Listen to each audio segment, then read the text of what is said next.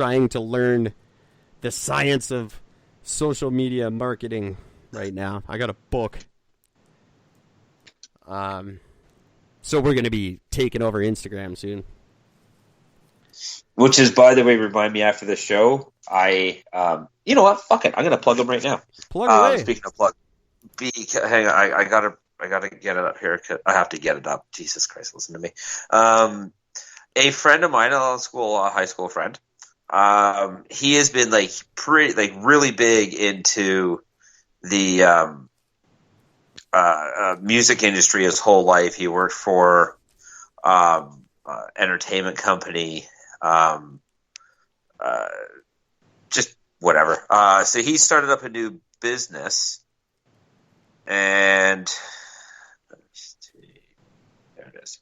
And his company is called Brandstorm. It's the name of the company. It's a Brandstorm. They are a social media agency. They exist. I've been looking. Yeah, and that's what he does. They help set up and maintain your whatever type of business, whatever it is you want to promote. They do it all through their business, and it's pretty interesting. I've been seeking assistance in that department, and it is just slightly north of our financial capabilities at the moment. Well, these guys make good money. Web consulting. On the upside, though, good money. These guys, their whole thing, their whole business is based off of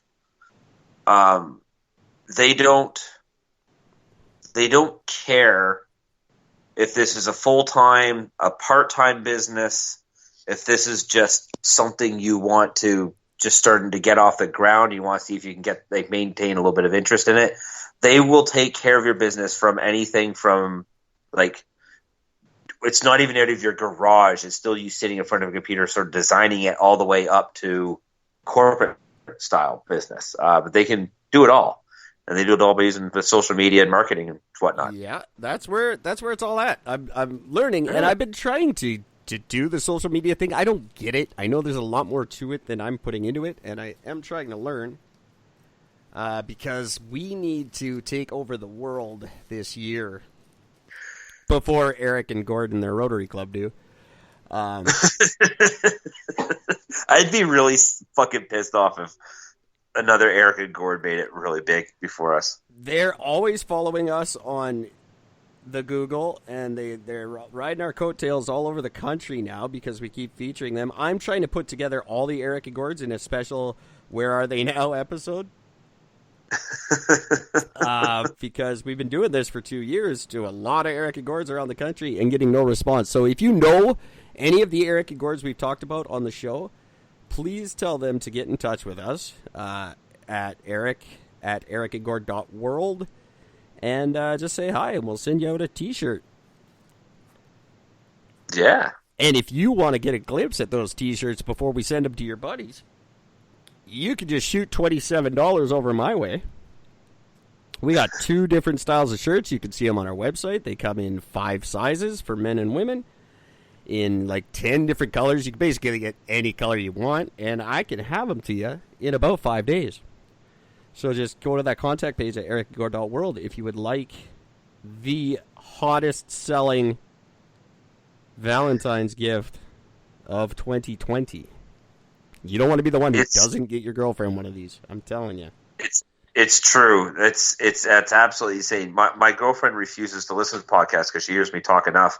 But she owns all of the shirts and wears them constantly. She even wears them to church underneath her dress. So yeah, she's a big supporter. Still very high quality, super high quality shirts. They're really nice printed. These aren't shit that I made on my printer at home. These are nice, good quality, ultra something cool cotton. I don't even remember what it's called, but it's good shit. And $27 is cheap. Trust me, these things are going to last forever. They look fantastic. And that price isn't getting any better, so fucking deal with it. Get in while they're hot and entry level pricing. They're not going any lower, I'll tell you that. They might. I have no idea. But for now, this is what you get. I might be able to, it's Vancouver. I can go to Richmond and get some shitty Chinese knockoffs for a hell of a lot cheaper, but I don't want to do that to you guys. They even come with moths. I bought a Ren and Stimpy t-shirt at the Richmond night market one time. I was all stoked, and I think by the time I got home, the picture had fallen off. Nothing there is good.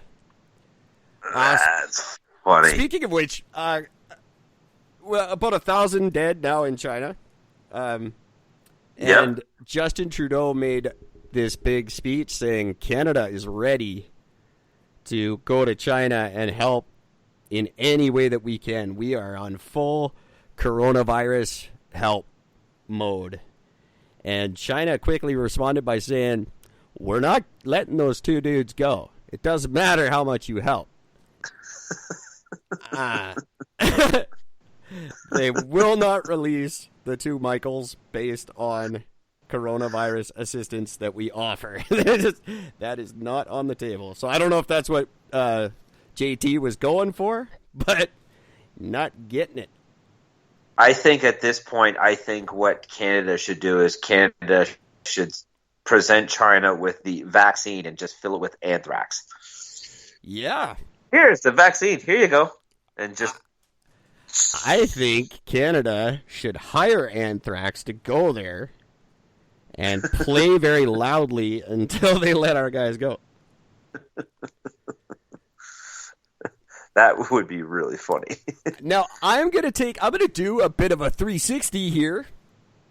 I'm going to offer something. I don't normally offer two sides to my stories because I think my side's important and other ones aren't. But I'm going to offer, in a rare show of my new commitment to truth and news, credible news, I'm going to offer you guys 5 reasons why the coronavirus might possibly be more worrisome than I make it sound. Okay. And this is from a genuine place. I'm not making fun here. I make very light of the coronavirus. I think it's the Y2K of epidemics. I think it's stupid, and anyone who's scared of it's a loser. But on the off chance that I'm wrong, here's some things that you might want to keep in mind before you agree that I'm right. Number 1, the World Health Organization is always late to these parties. So once the World Health Organization starts releasing information, it's probably much worse than they're letting on because they don't know yet. They're like the last ones to figure this shit out. So for them to be coming out now and saying it's bad, well, that means it was probably really bad a while ago. How do we know this? Reason number 2, China fucking lies about everything. China lies even when shit's good news. They lie. They just lie through their teeth. So there's no guarantee that the numbers coming out of China are accurate in any way. Could be 10,000 dead. We'll never know. That's true. They're just a bunch and of China would never notice the numbers disappearing. So yeah, well, they don't care. They're just whatever. What's 10,000 dead in China? That's fucking. They got 1 billion people, and they make more every day. They got rid of that 2 baby rule, so they're fucking exploding over there. Reason number 3, which is concerning, this is the one that really concerns me. When all the health officials around the world start coming together and saying, oh, don't worry, this is nothing to worry about, that's when you should start to worry. That's when it's really bad. So, as soon as a whole bunch of people on the news are saying, oh, don't worry, it's just like Eric said, that's probably something to worry about. That's not a good sign. Reason number 4. I have to admit. Sorry? It's very good. Oh, yeah. Yes, I have to admit, this is pretty good. It's still not convincing me, but it's pretty good. Reason number 4, turns out this thing spreads much faster than they thought, and it spreads much more, it goes unnoticed. You can have no symptoms, but you're still spreading it. Yep. And reason number 5, they either lied or they just didn't fucking know, but they were wrong. It is airborne. It is not only aerosol-borne, as I preached for 2 weeks saying, oh, it's not airborne. Yeah, it totally is. They were wrong about that. They're just like, nope, turns out we were wrong about that. So it is airborne. They lied. So there you go, kids. There's 5 reasons why everything I've said for the last 2 weeks might be a little offside. I don't think so. I don't believe so. It is not in my nature to be wrong about anything ever. But just in case I am, those are the 5 reasons why I could be. See, I'm smart enough to put those all together. Well, see, the only thing I'm going to say is I'm going to just give you one reason why not to be worried, and that is simply when the media tells you to be worried, which is all they've been preaching. Yeah. Don't be. And then if they immediately follow that up with don't be worried, still don't worry, because it doesn't matter anyway. The media, even if it turns into the worst thing in the world, it's still not going to matter. Your chances are you're going to die anyway, so who cares? You got to keep in mind, Eric and Gord is independently funded by very wealthy people who support us. That's why we have such a huge budget to operate on. But news stations, they need to hype things up to get ratings. They're just like any other TV show. They're ratings based. So they got to make it exciting. And they don't want to talk about fucking Trump and Beardo. Like, there's nothing. Beardo's in Egypt doing nothing. He's just hanging out, or Ethiopia, or wherever the fuck. I don't know. So, some fucking trade thing. Like, Ethiopia, he's setting up a trade deal with Ethiopia. What are they going to trade us? Hungry people? Dust. We don't need more of those. So, I don't know what the hell he's doing. He just... I don't know. The beard has gone astray. I'm not impressed with the beard's decision making lately. I'm wondering if he actually murdered the beard, and then that's just a fakie now. Could be. But anyway, the news isn't reporting on what he's doing because it's boring. And they're not going to report on Trump because he's just going to have them killed now. I think that's his new. He's just having everybody killed. Like, he came out and he had the 2 guys that testified against him. He just fucking fired them. Just flat out. Like, no shame whatsoever. No even kind of, like, cover up. Just, yeah, you guys are fired. You're fired. Insubordination. Yeah. There was no insubordination. It's amazing. Telling the truth under oath at a trial is not insubordination. I'm sure in Trump's world that seems weird, but all these guys did was answer questions honestly. And he's like, I'll have none of that in my government. You sons of bitches are gone.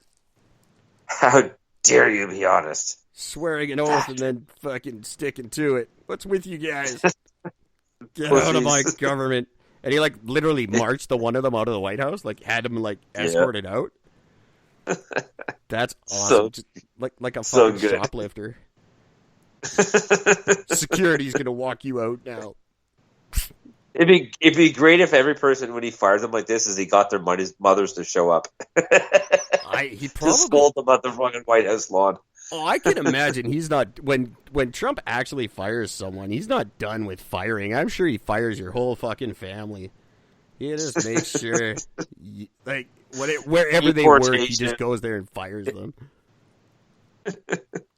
If he can't fire them, he'll just buy the place and fire them anyway. So the news doesn't want to report on that because they'll all get fired. They'll just be like, I'm shutting down the news. I'm reinstating Pete Rose and I'm getting rid of news. There's Except for Fox. No more news, just my tweets.